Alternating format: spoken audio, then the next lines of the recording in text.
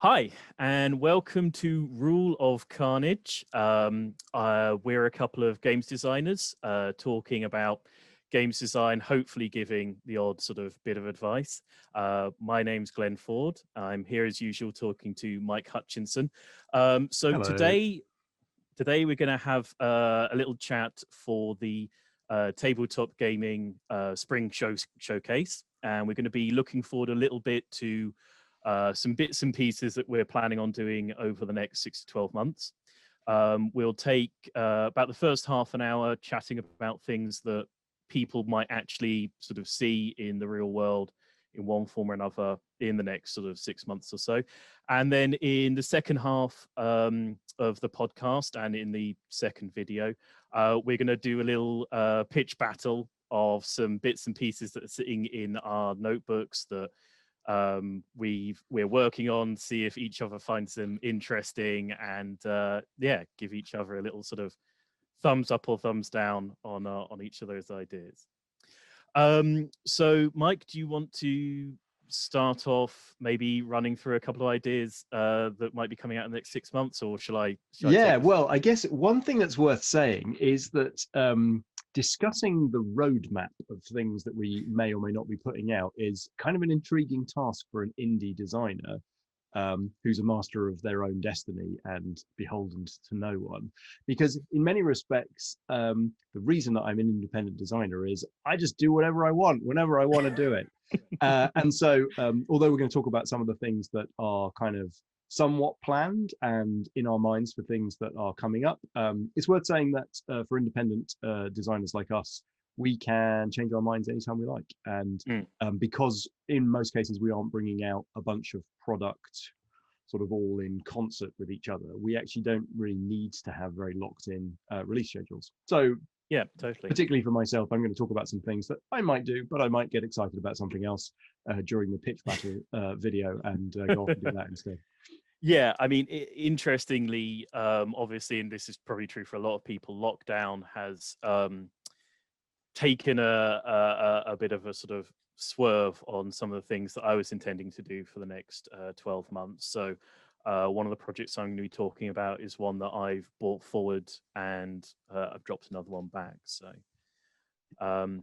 yeah, I mean, I'll just go and talk about that situation right now. Yeah, I think that's interesting. Yeah, so your roadmap had to adjust based on the fact that you had a game that really wasn't a good idea to drop during a global pandemic. So tell us about that. Yeah. So I've been working on a game called Song of Tales. So that's a storytelling game, very much based around sort of building a story and slotting in words and having to put phrases in particular fashions. So you might have to rhyme, or you might have to use kennings to put a phrase in.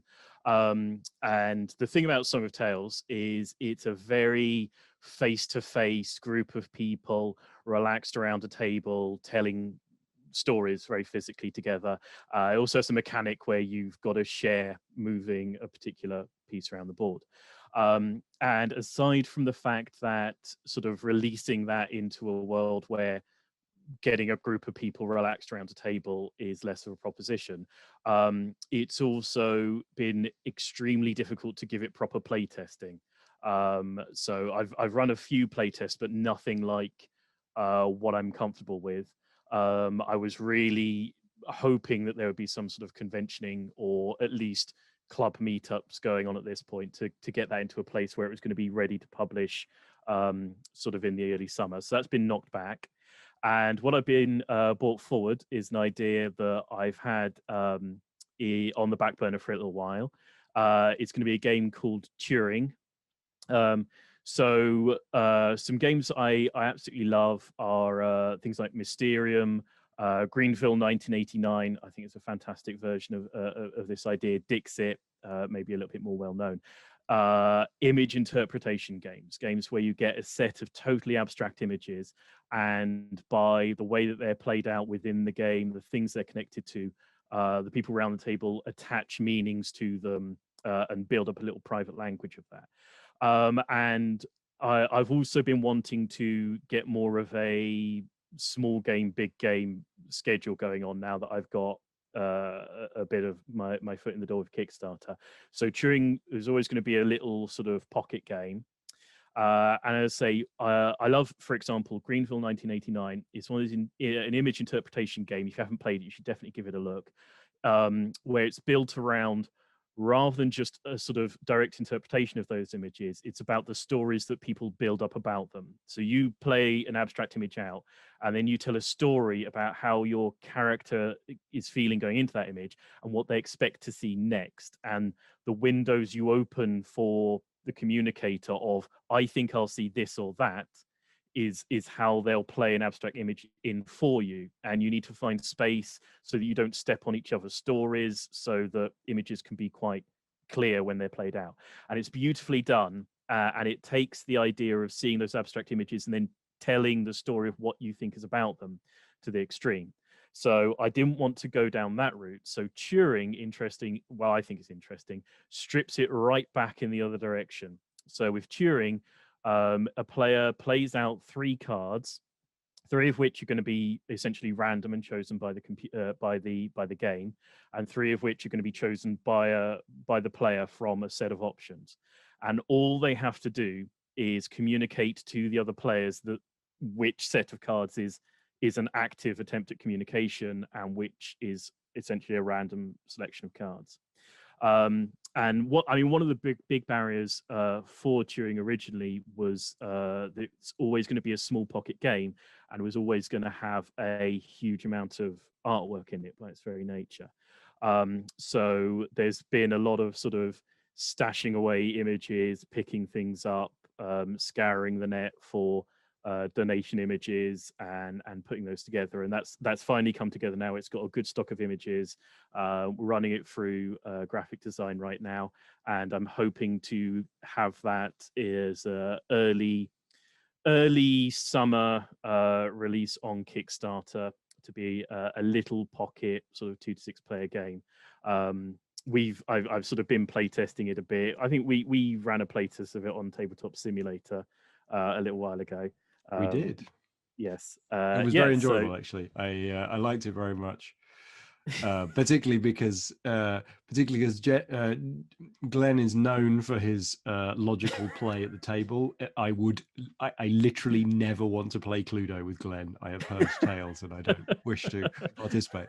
But the other 2 people around the table, myself and our good buddy John, were let's say, less than logical about the way that we played. We might have been making mistakes. We might have just been playing a little shooting from the hip. But Glenn backed himself into a couple of logical corners where it was obvious what was going on. But of course, the obvious choice would only have been made by a rational thinking human. And neither of the other 2 players around the table were behaving rationally.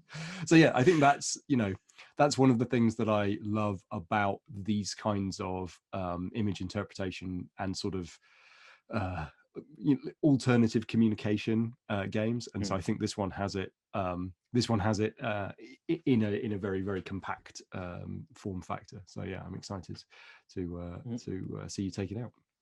Yeah, fantastic. And I suppose the other thing that's going to be coming out relatively soon, and I'm hoping to run it closely time-wise to Turing as a Kickstarter, take advantage of some sort of bulk shipping when it gets printed. It is SSO has sold out, or pretty much sold out, of its original print run. So there'll be a reprint of SSO. Yay!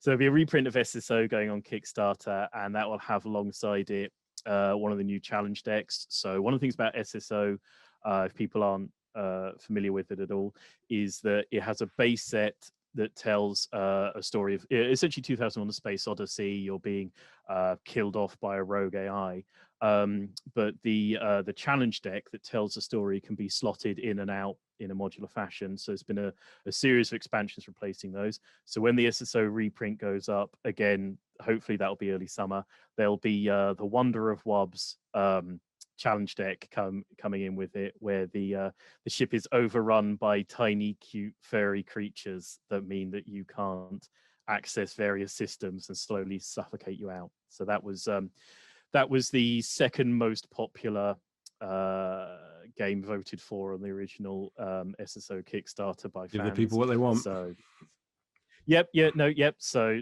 that's all been sort of play tested and figured out, and so I'm currently running through the artwork for the cover of that, and hopefully that should all comfortably come together for a early summertime launch for those Kickstarters. So just after we've covered the bulk of fulfilling Rage of Montalbano, which is available for late pledges.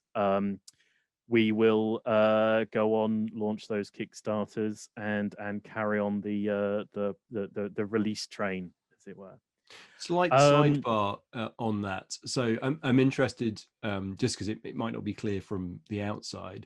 So when you say that you've sold out the original print run of SSO and you're taking it back to Kickstarter to get a reprint, um, people might be thinking, well, if he sold out the game, surely he's making money on the game. Why does he have to go back to Kickstarter for a reprint of something that's successful?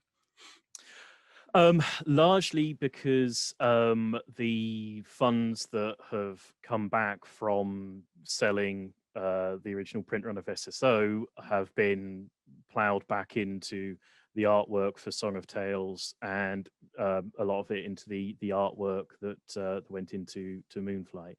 Mm. So I think again this is one of the places where again I think as a small independent publisher, especially if you're making sort of physical box games, is a certain amount of Kickstarter is loading you up on stock. And when you sell through that stock, you've got a certain amount that's going to be sunk into the artwork for the next game, and a certain amount that's finally going to sort of run into profits. So again, the SSO reprint is going to be there to cover just the costs of printing and shipping it. And then probably the sales of that will once again go into whatever the next project is, and slowly we're building up you know a bulk of stock that's going to sort of run forward and be self-sustaining in the next year or two. That's the grand plan for the publishing business on that front. Assuming you can never get out of the house to sell it to anyone. Well, yes. Again, I mean, it's been a funny one because with the sales of SSO from the Rage of Montalbano Kickstarter, we're going to just have stock at the end of Rage of Montalbano, which should just cover us for web sales until we get to launch the SSO reprint. In an ironic turn of fate, if we had been doing conventions, we would have definitely sold out. So it swings and roundabouts. It's not the way that I would like to have gotten lucky, but in a way there's a slight getting lucky there, and we won't go fully out of stock before the reprint launches. Fair enough. So that's the short term sort of 5 to 6 months coming out from Mannequin Games, certainly. What are we going to see from Mike and Planet Smasher Games in the short term future, the next sort of 5-6 months or so coming up? So with the recent release of A Billion Suns, I'm clearly going to be making sure that there's content to support that game. So the rule book is available from Osprey, and I want to augment that with enough sort of smallish, fairly regular releases of additional content to keep people engaged with the game. So next, so in sometime in March, when that issue of Miniature War Games drops, there's going to be a narrative solo campaign, which is essentially like a sort of single player story mode from a video game. And I've written some solo rules which are still, as we talk today, still in beta. That obviously is like as the game is coming out during a lockdown here in the UK, I needed to provide some solo rules to give people an opportunity to get it to the table. But it's also something that I've always wanted to do with A Billion Suns, because A Billion Suns is it's got a kind of real-time strategy video game DNA somewhere in it. And I grew up playing Dune 2 and Command and Conquer and stuff, and playing through the story modes of those. The So noble Atreides. Hmm? I said the noble Atreides, the insidious Ordos, and the evil Harkonnen. Exactly.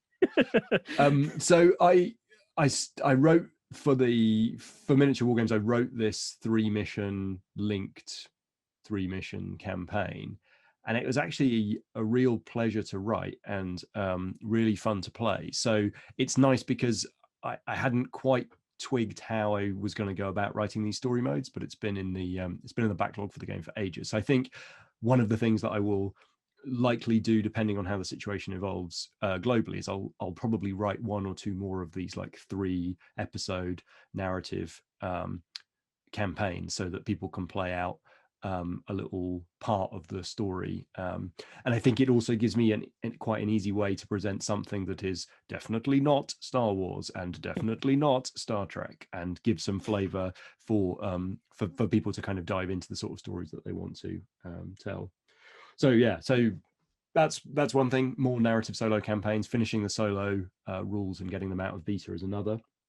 And it's mentioned in the Billion Suns rulebook, but the missions, the contracts that you get in the rulebook are only the first of an imagined subsequent set of these things. And the one that's in the book is the sort of industrial activities and espionage one called the Core Systems Contract, and that allows you to play a game which is very much around about poodling about, protecting utility ships, getting jobs done, and so on. And there's a number of other ways that I want to help people be able to play the game, and the one that is like most obviously missing but was deliberately avoided because I wanted the game to come out and feel like something very different is a contract set called Warzone, where the game is adjusted slightly by the mission pack to play a little bit larger, play a little bit more head-to-head, play a little bit more aggressive. And I'd struggled with that for quite a long time, but I've had some recent success putting together a new approach for Warzone. So I hope to get the Warzone contract set out in the next 6 months or so that the game doesn't get dismissed as, well, it only does this one weird thing and you can't just play spaceship battles. So I want to provide this just spaceship battles module. And then the sort of last thing that I can see on the A Billion Suns roadmap at the moment is I have a slightly more filigreed map campaign system that sort of comes from my deep childhood love of mighty empires and having little armies moving around a hex grid. So it hasn't been play tested enough. I don't think it will ever be play tested enough, but I'd like it to be a little bit more play tested than it is at the moment. And so it's got a sort of, you start with a sort of a hex grid, Settlers of Catan type looking layout, and that's your sort of subsector, and the players in the campaign are moving their fleets around, and sort of there's a kind of meta board game within which games of A Billion Suns will then occur. So yeah, very, very nice kind of classic campaign system, but I like those sorts of systems. They can be very, when you get the right group together, they can be very crunchy and delicious. So yeah, so that's the A Billion Suns roadmap. Cool. For Gaslands, there's a couple things on the horizon, one very imminently.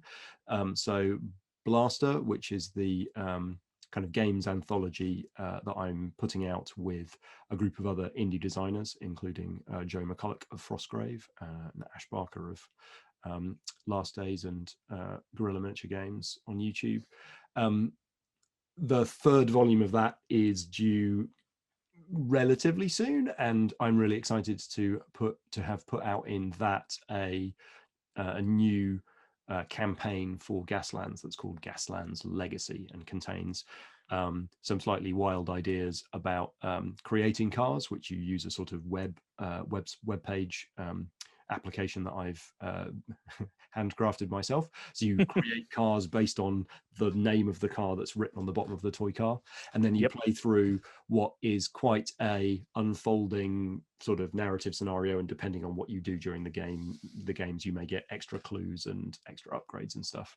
And through the course of the campaign, you pick up a ton of new weapons and skills, but in a very chaotic and grab baggy way. So if you've ever wanted to play Gaslands sort of with the perks but without the sponsors. If you've ever thought to yourself, what would happen if we just threw all the perks together, or what kind of insane stuff can we make, then Gaslands Legacy is the campaign mode for you. Yes, and if people are intrigued by the use of the let's call it the keyword term legacy there, Yes. figuring out what that might mean for a miniatures game, for a game like Gaslands, has been sort of an interesting set of discussions. I think at some point in the future it might be interesting to do Yeah, a we chat should probably about, do a what the heck is legacy anyway. yeah, Conversation at some what point. is legacy, what is it for a miniatures game. But if Well, anybody, and also for a miniatures game that isn't that is coming from an indie maker like me, who has the ability to create websites and graphic design, but doesn't have the ability to create complex physical product, which most yep, legacy games are very complex physical product. So yeah. yeah. Yes. So if anybody finds the very concept of miniatures game like Gaslands with the word legacy attached to it, hopefully there's going to be juice in that for them to sort of go, hello. Yeah, it's Yeah. a slight risk putting out a thing in Blaster called Gaslands Legacy, because it's slightly a red rag to a bull. But yeah, I'm excited. I'm excited.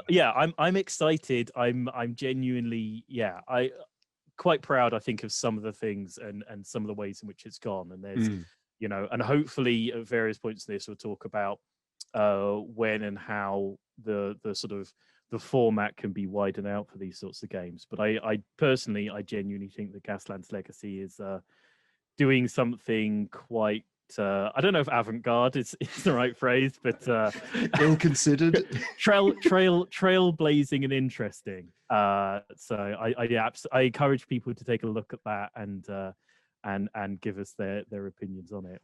We talked about this in previous conversations on this channel, but one of my objectives is to innovate new technology for miniatures war games, and the attempt with Gaslands Legacy is to take some ideas from not miniature war game and find a way to incorporate that technology into miniature war games in a way that's interesting.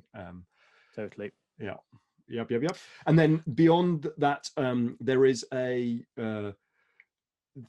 there's an obvious thing that A Billion Suns isn't, which is when I kind of brought the original design to you, Glenn, you looked at it and went, well, that ain't Gaslands in space. And it isn't Gaslands in space. But the question remains, what would Gaslands in space be like? And so still in the relatively early sketches stage is a Gaslands in space, which might be called Space Truckers, where it takes some of the game sort of shape of A Billion Suns, but puts the Gaslands chaos into it, and so you would be a more prosaic set of small scale independent space truckers, and you'd be futzing about on a slightly smaller scale than the grand mega corporation warfare of A Billion Suns. And we'll see if there's some fun juice to be extracted from that. The primary intention being, can you take the mess of incorrectly scaled sort of big rigs and truck cabs that people who play Gaslands inevitably end up with, these things that don't look right in the Gasland scale. Can you chop all their wheels off, attach fins and bits of plastic to them, and turn them into space trucks?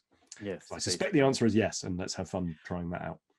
I mean, knowing the highly creative range of folk that there are out there in the Gaslands community, that I would suspect the answer is a resounding yes. Yeah, certainly. Okay, so that's maybe the sort of the near future, without sort of stepping into the totally sort of pitchy games that we're going to do in a minute. Is there anything a little bit further ahead, maybe talking up to 12 months, that other people might see coming out? Yeah, so I think the other two things for me that I've got one eye on,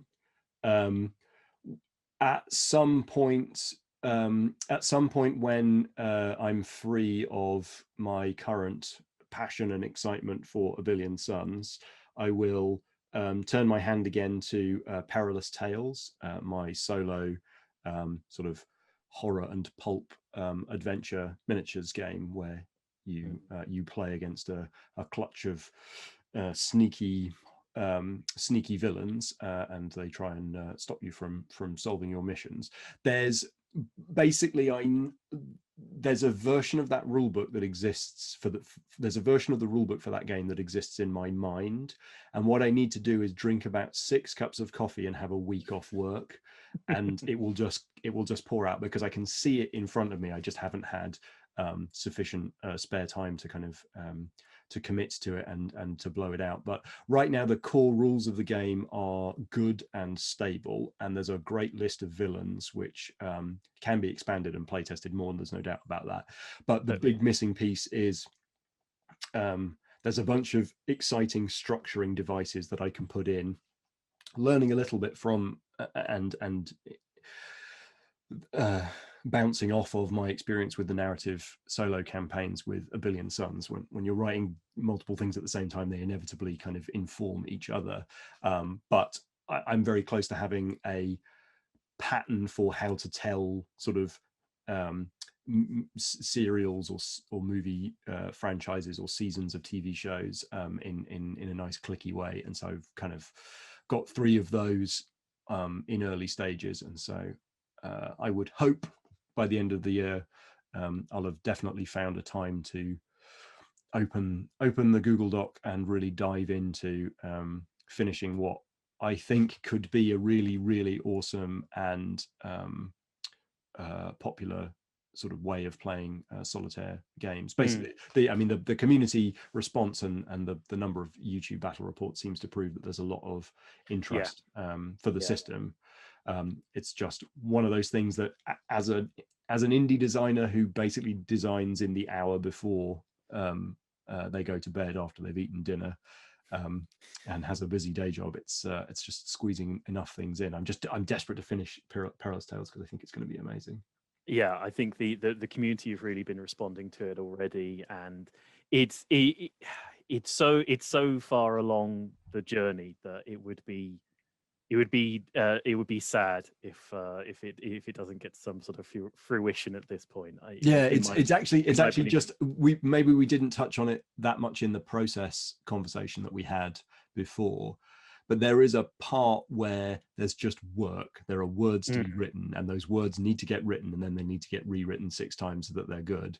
And there is an element of that which is there is just work to be done on Perilous Tales. Yes, as I understand it, it was a conversation on pandemic season 1 between Matt Leacock and Rob Davio, where they said, "Okay, it's 90% done," and the other one said, "Yeah, brilliant. It's just the last 90% to go now." Then it's that point between, okay, it's done, it's nailed down, it's solid. Now that last little bit ends up being sort of at least as much work as you've already done, polishing, shining, getting it really humming. Yeah, no, I'm extremely interested and looking forward to seeing Perilous Tales come out there. Again, I think that a really solo-led miniature skirmish game, I think is something that would be brilliant to actually see out there. And again, there's the community response has been fantastic. There's some battle reports you can already look up on it from the beta of it. People tons, playing it with, maybe dozens now. People playing it with sort of tiny, 6mm miniatures on a lap table, tray in front of the TV and things like that. It's fantastic.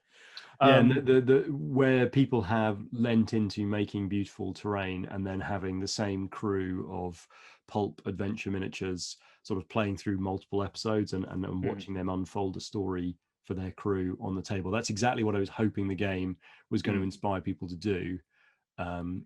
And yeah, it's been really interesting to watch because people are doing it for themselves. They can kind of lavish more personal energy on it in a way that is simply pleasing themselves, and that's really interesting.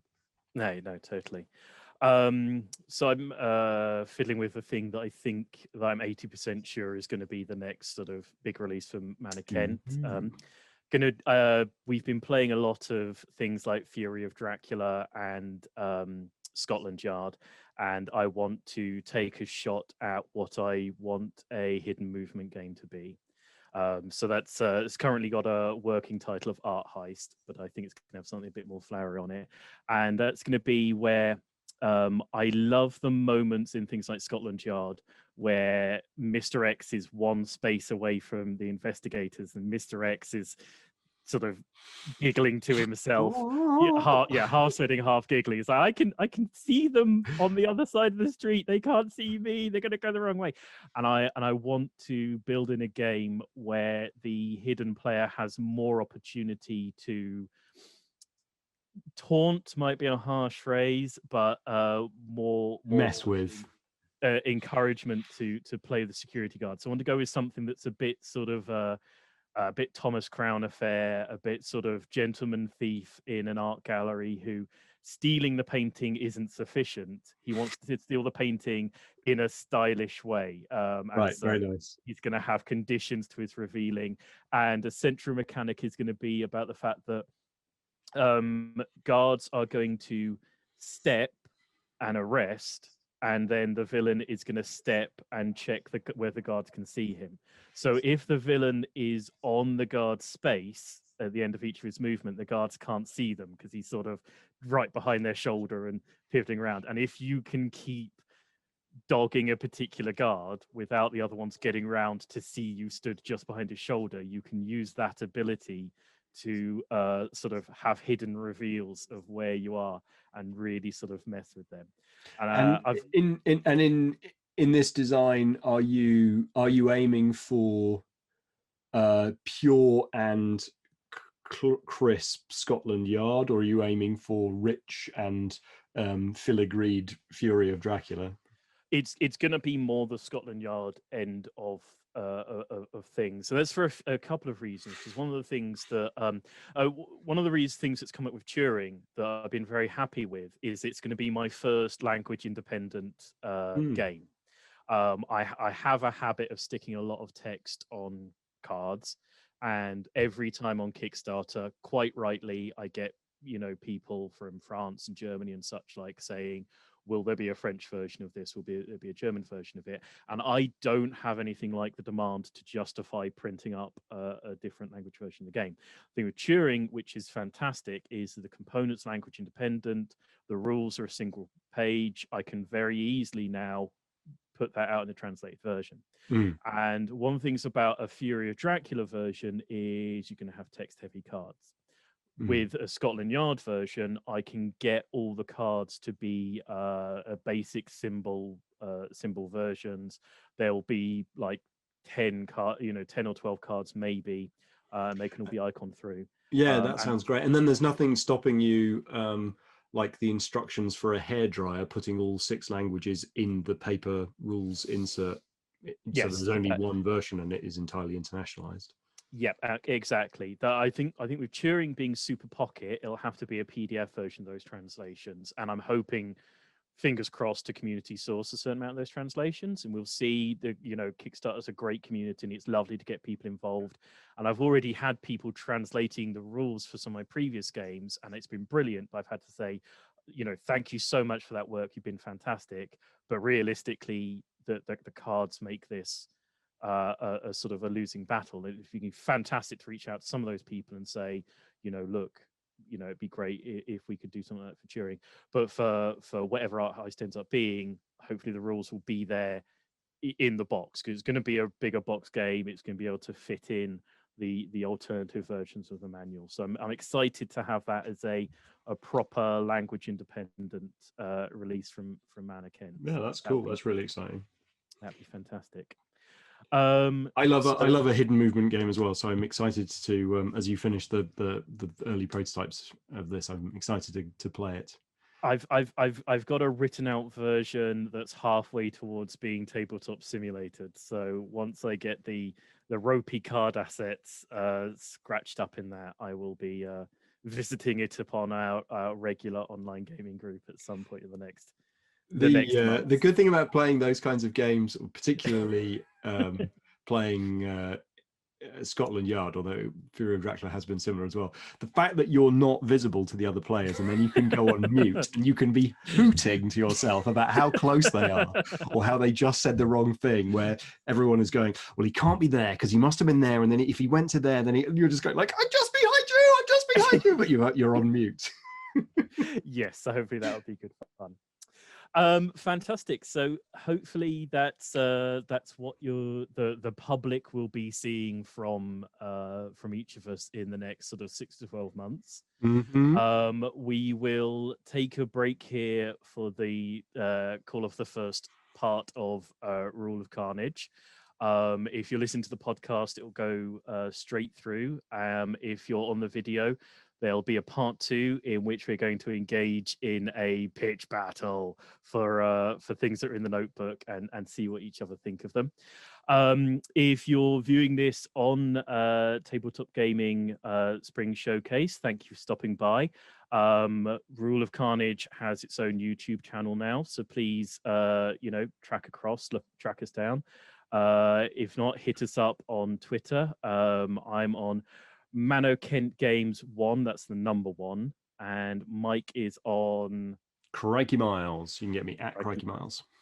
And links to our websites are going to be wherever this is being posted, and yeah, you can reach out to us on a range of social media and just generally email us up, bellow at us on Board Game Geek. We're around, so always looking forward to hearing from people's opinions. But for now, we'll say goodbye on that half of the video. Cheerio! Yeah.